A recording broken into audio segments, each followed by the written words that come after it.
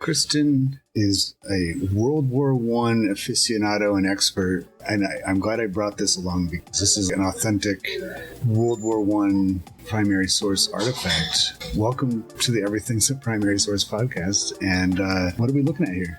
So it's three parts. The first letter is for a detachment, the 26th Division from the American Expeditionary Force, dated France, April 5th, 1918. So a little less than about a year, give or take, from the arrival.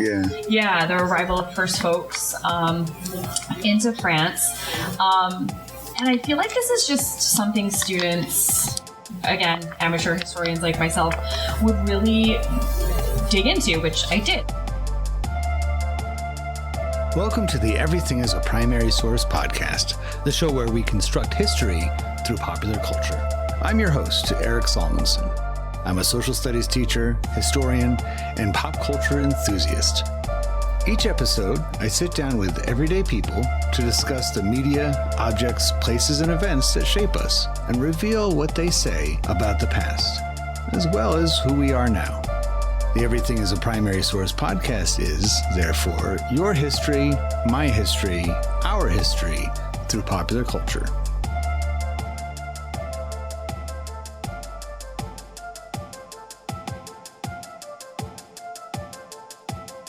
So Henry H. Wheelock, he signs these orders. So the first letter here is, it's a memo to a senior officer in charge. And essentially it talks about the movement of stuff. Howard Green is an engineering officer and they're moving supplies. And I think what's really interesting about this particular artifact is it's like 10 cans of coffee, 12 Marmite cans, which if anyone knows what Marmite is, that's, Do we want to know what it is? It's like if I'm not 110% sure, but I'm pretty sure it's like Australian Nutella. Apologies to Australian fans. Yeah. Right? It's like that salty, like very turn of the century, yes. Like delight. But also probably just packed with calories because like what are we doing, right? One large coffee can, so 10. I'm assuming that's 10 small coffee cans. One rolling kitchen, and they're trailing the American Expeditionary Force. So it's not about troop movements, it's about the movement of things that a troop needs to survive in battle. So as much as possible, the comforts of home, or at least the foods from home, transported to France to try to, because soldiers can't fight on empty bellies. It's like a very important thing. One thing that I like about this, and you mentioned a typo, it is typed. There is some handwriting on it, but it's a typed document, which tells us that a typewriter was involved, is some version of automation, which I mean, the previous conflict before this that the United States embarked on was the Spanish-American War. And I think you can tell from World War I documentation that there was a lot of course correction it's amazing that the Spanish-American War was successful considering how ill prepared and deployed it was. I don't think they would have had anything as organized as this back then when they were boarding those ships in Tampa to head over to Cuba. Right. So here we have, it could be just like lesson learned. Let's be a bit more diligent. Don't forget anything except for how to spell names, and then, and type this all out. And calling it the American Expeditionary Force, I think, is an essential component of this. That really framed for everybody involved what the United States was doing in World War I, right? It wasn't... Definitely. We weren't joining the war. We were there to end it. End it, right? Yeah. We're bringing fresh legs, which is, I think, also... So it says orders for 5 American trucks that are coming to, and they also spell it differently in the meat of the letter here, but it says are coming to Liffey-le-Grand, which is actually, for those, again, listening at home, it's Liffol. Le Grand. And that is the place where the American Expeditionary Forces would actually go prior to deployment into places like the Argonne or at Chateau Thierry. This is where they learned to train in trench warfare. So they came from Kansas, they came from parts of the United States, shipped Long Island, and they shipped over and then had to train how to fight in the French forests. And they literally trained in the French forests, but they needed food. They needed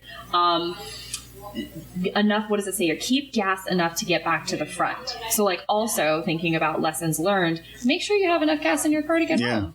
Do not ride home on empty.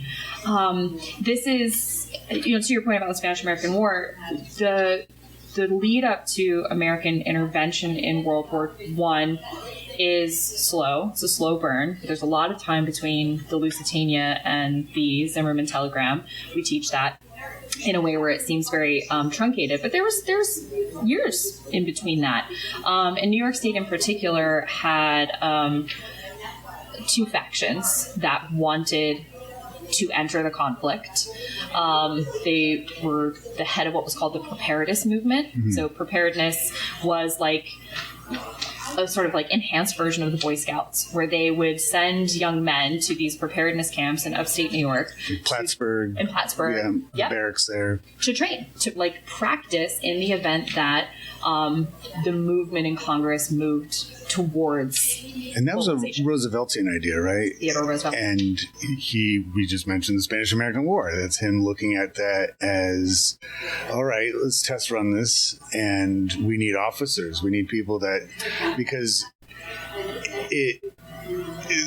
this is what we have here is such a great, just like dipstick into America and our understanding of military life in that time period, because having a large standing army just wasn't understood to be American. Mm-hmm. That wasn't what we did.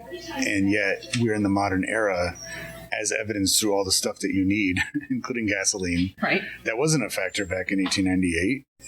Right, they didn't have cars. Yeah, and the horses drowned as they tried to bring them ashore in Cuba. Oh, that's awful.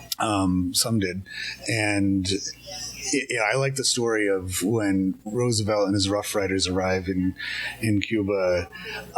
He had personally recruited a lot of his friends from the West. He had a lot of Native Americans and cowboys who he said, and then also his Ivy League friends who also could ride horses and shoot guns. And it was so hot. They had those wool uniforms on, totally unprepared for the heat in Cuba. And they ended up just stripping down all their clothes as they took everything off the ships and brought it ashore. So the Cuban revolutionaries who are watching their new allies show up are like, oh God, we have a bunch of naked cowboys asked for? Arriving here. Whereas like this doesn't seem to mention anything like that at all. It's very organized. It seems like they are organized. And to bring them to, because we just kind of had this wrong assumption about the First World War, that trench warfare not only began right from the beginning, which it didn't, it developed or devolved into that, but that Americans would know how to do it. And so, and that there is a behind the lines in World War I. Like there's plenty of stuff. Like if we learn nothing else from Snoopy, we know that there's villages that were facing very similar experiences that would happen, that are usually connected to World War II. Occupied troops, having all of their stuff. Like, isn't this letter mention something about like going into the town to acquire things? Yes. So they're part of the April 5th letter is in order to facilitate the work, you are hereby directed, as soon as you complete the salvaging of clothing, to arrange various barrack buildings and storehouses or billets, bunks, cots, mess tables, benches. And then in March of 1918. So prior to the arrival of all of the new stuff that was coming in April, there were orders for, I don't know, probably about 20 guys here, 20 young privates, their job is strictly to protect the product. The service records will be endorsed and turned over to Major Mayo. The following enlisted men will report to Major Mayo to act as guard for the property left at this village. Some of the other quick research, which I think is key to the name of the podcast, Everything is Primary Source. Because this was a town, the farmland, the community is the Western Front and the Eastern Front those lines are always shifting by 50 meters, by 100 meters in some bits. Most of the folks are billeted inside the homes of French people. They're sharing space with farmers, with French folks who have already been enduring 4 years of conflict at this point. Isn't that, again, it's smashing all these because World War I, unfortunately, gets just such a glossed over treatment that it's like a couple old footage of guys going over the top and gas masks and maybe a biplane or two, and you're all set. It's all you need to know. Yes. And, in reality, there's a lot more to it, of course. And as evidenced with this. Want to bring history to life in your classroom? With Everything as a Primary Source to go, you can borrow real historical artifacts from the last 200 years, shipped right to your school. It's hands-on history, paired with ready-to-use lesson plans and classroom activities that make the past come to life for you and your students. Whether you're teaching the Industrial Revolution all the way up through the Communication Revolution, there's something in our collection for every era. Visit everything-history.com/EPS to go and start transforming your teaching today. That's everything-history.com/EPS to go, because history belongs in your hands. So some of the things that they're making sure that they have, that's almost like reading a grocery list of any time period. You mentioned about the coffee. This proves to us coffee culture had already been going on for a while. I was disappointed a few minutes ago and the coffee ran out. I probably drink too much of it. Cannot run out of coffee at a conference. That's rule number one. We love it. And obviously they loved it in the trenches too. They were after coffee. And you said the Marmite stuff? Yeah, 12 Marmite cans, a rolling kitchen. So I'm assuming that probably includes the other kitchen accoutrement to well, it is to France, cook, right? We are right. Yeah. We got to throw in some French vocabulary. And then 28 men, so that's probably the men who are in the other, and then boxes of company records. So this is the not beautiful part of conflict. This is not the valor. This is not the movie clip, the documentary. This is just like the basics of running a military campaign. You have to have stuff.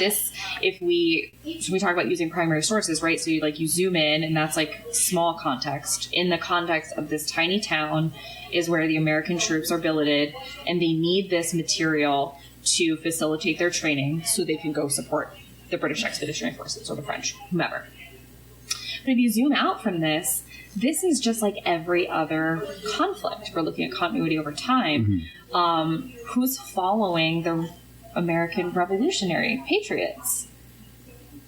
It's the chuck wagon. Yeah. Because, they gotta eat. Who's doing their laundry? It's probably women. So I suspect that there's probably far more to be seen about the impact on the daily life of the people inside this French community that were also participating in ways that we historically, sort of mainstream military historians don't see as combatants. I love the full circuit nature of that. We just said how there's continuity through time. I mean, there was a lot of intentional symbolism with the First World War when Pershing arrives into Paris and visits Lafayette's, we have returned. We are here to return the favor of you helping us win our... But you could go back even further than that to the Crusades, because you think about the way that France was so, especially in the First Crusade, that's where the crusade was called for, was from Clermont in France. Right. And France really led the way. The Franks were very present in the first, actually all the crusades.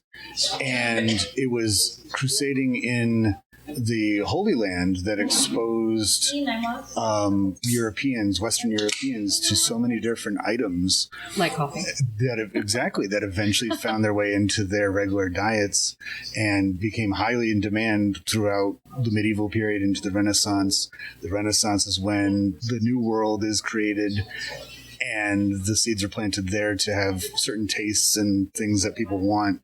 In America, now in 1818, you have Americans, I'm assuming most of them have some kind of European ancestry, coming back to Europe and demanding and expecting all those things that were first introduced to their ancestors 1,000 years before, from these kinds of, and sometimes the World War is referred to as another crusade, another holy war, especially in the East. I mean, the Ottoman Empire, it was jihad. I mean, that was the goals, and you can see a lot of medieval symmetry, especially between the British, Lawrence, and the promises, the Ottomans, and everything, and definitely.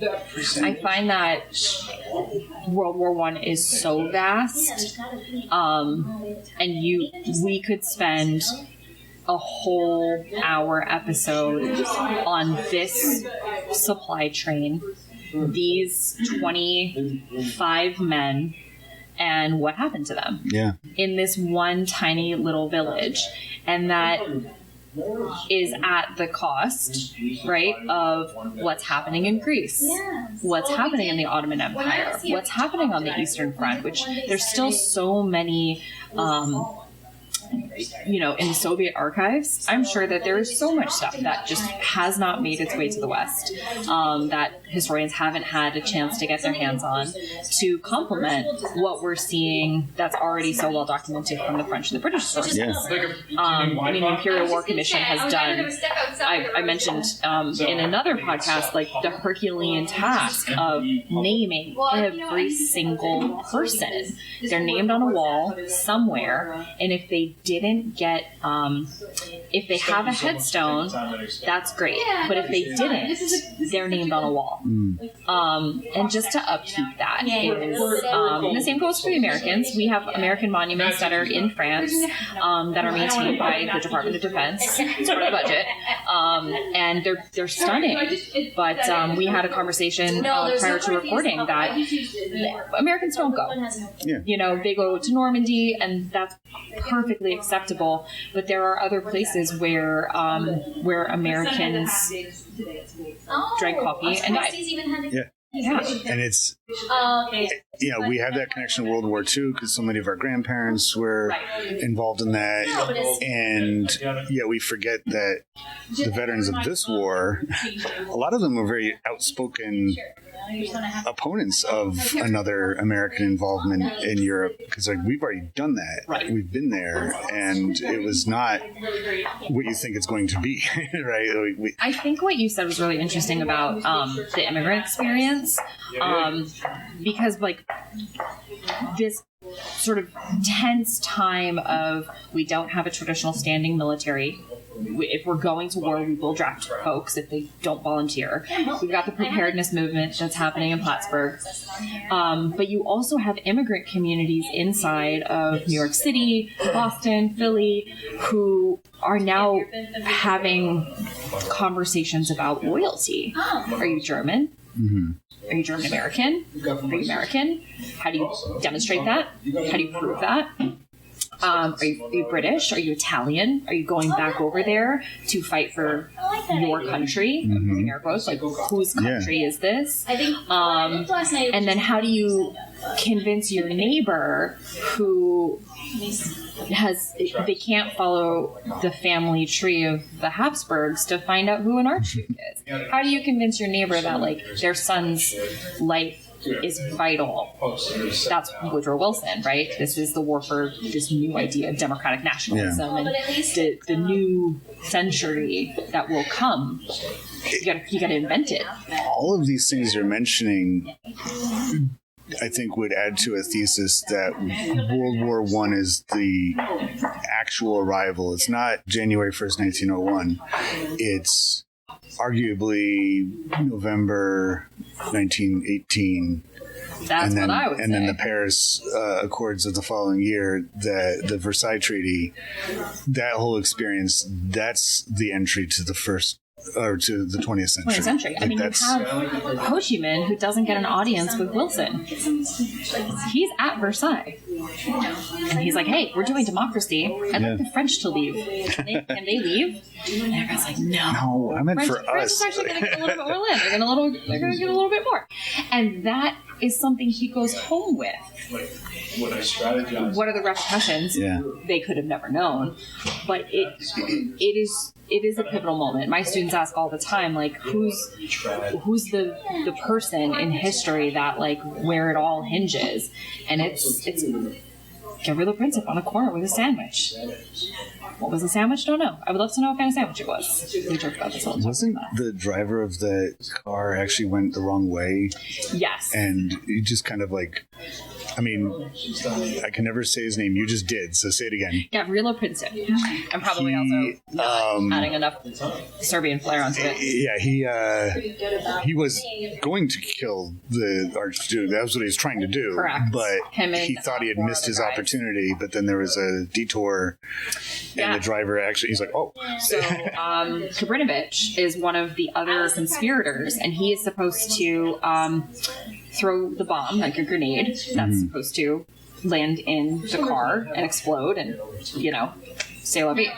Except that it doesn't go off when it's supposed to. The fuse is 7 to 12 seconds, and wherever it was in that timeline, the Archduke's car continues on the motorcade, which had been published, and bounced and exploded a couple cars back. Jeez. And so other assassins on the Apple Key on the road, they are, like, in shock and don't then perform the failsafe of shooting into the car. And a couple other guys, like, skipped out. They, like, chickened out, so they weren't there.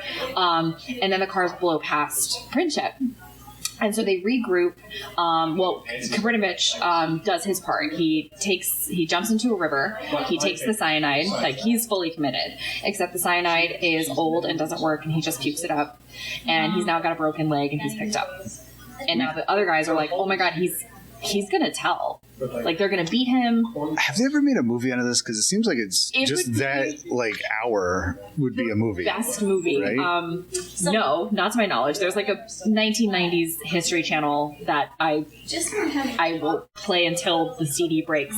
But there is, depending on when this podcast comes out, there is a play currently going on in New York City called Archduke, and it's about the plan. It's hilarious. It's a comedy. It's 90 minutes. Can't recommend it enough. So that might be something that turns into I would watch that film. movie 100 times over. But then, so at that point, they decide to, like, scatter, as assassins are wont to do. And Princip goes to a sandwich shop, and the Archduke wants to go to the hospital to see the people who were hurt. Because, like, he's a monarch, he's not a monster. And that's when the driver makes a wrong turn. And I've read some various sources that either they were trying to put the car in reverse, or the cars didn't quite have reverse yet, so he had to put it into essentially neutral and then push the car back. I'm not an automotive historian, so I'm not sure which of those is accurate. But nonetheless, the car stops literally on the street corner right next to Princip. My goodness. And he fires and then the that shots. changes. And that's it. I mean, I think we can all agree that World War I was going to happen happen one way or another. That just happened to be. It was like that started it. This but would have been a plan. there would have been something else. And the way those countries were just gearing up, it was a matter of time before something like that happened. I mean, you've got issues with the Kaiser in Germany feeling all sorts of ways to his cousins. You've got already struggles that are happening in Russia. Does that spill over into a global conflict? I mean, with the alliance system, probably, inevitable. So listeners, if you couldn't tell, Kristin is an expert, and she's actually designed tours of World War I sites in Europe. And there's a spreadsheet. There you go. I just want to end with another reference to a movie. I'm sure you've seen it. It's Ultimate Social Studies teacher movie. It's called Election. Oh. With Matthew Broderick and Reese Witherspoon. At one point early in the movie, there's some foreshadowing in the background just to show that he's a social studies teacher. And I can't say his name, but the assassin, Gabriello, Precip is on the board. He's right next to his head. Okay, it's his mugshot photo. No, it's just like he wrote it in chalk. Just wrote the name. Okay. And it's like him teaching World War I, obviously. And, he's narrating over it, so you don't actually hear what he's saying, but it's over his shoulder. Do you remember how that movie ends? The last scene is? No. He's in Washington at a conference, and he spies Tracy Flick, his nemesis, leaving. She's now working as an intern for a congressman. Okay. They're getting into a limousine together and start driving down, and right in front of him, he's eating his lunch. Stop it. And he throws his Pepsi at the car and then just bolts. And I'm like, that's it. Foreshadowing. That's like their social studies teacher and Tom Perrotta, the author of the original book. The book ends totally different from the movie, but he himself was a teacher. I think English, but maybe social studies. It's like a little Chekhov's gun. Like you should have noticed that in Act 1. You can enjoy the movie completely without that, but it just adds that extra layer to it. Well, I know what I'm watching later tonight. Well, we all should, as social studies teachers, at least once a year watch Election. But thank you so much for giving your expertise to this, and I hope that it helps people learn that much more about World War I. Absolutely.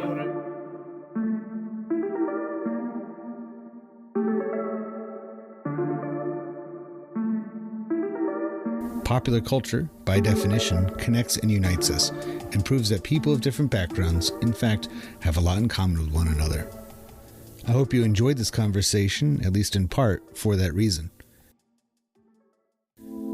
If it connects with you and you'd like to add to it, or any of the podcast episodes, just visit everything-history.com and search for the Everything is a Primary Source project, which can be found in the classroom section of the website. We'd love to hear what you have to say. Be sure to rate and share this podcast wherever you are listening to it now, and follow Everything is a Primary Source on social media, including YouTube and especially Instagram. Thank you for listening to the EPS podcast, where everything is a primary source.